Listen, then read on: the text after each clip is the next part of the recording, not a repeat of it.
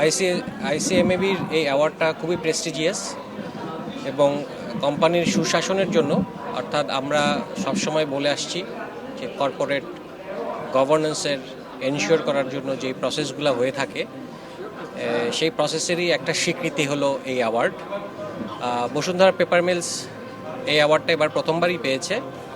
তো এটা দিয়ে আমরা নিশ্চিত করেছি what ever the financial conditions circumstances যাই হোক না কেন, আমাদের গুড গভর্নেন্স এবং ম্যানেজমেন্ট পার্ট থেকে আমরা একটা মডেল, আর এই মডেলের স্বীকৃতি হিসেবেই আমরা আজকে বেস্ট কর্পোরেট অ্যাওয়ার্ডটা পেয়েছি।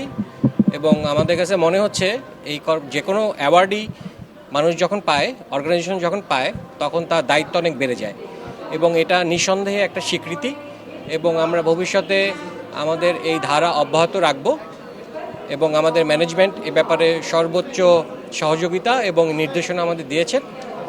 সেজন্য আমরা ম্যানেজমেন্টকেও ধন্যবাদ জানাই এই সুযোগ করে দিয়ে। বসুন্ধরা পেপার মিলস ভবিষ্যতে আরও ভালো করবে এবং উত্তরোত্তর এগিয়ে যাবে।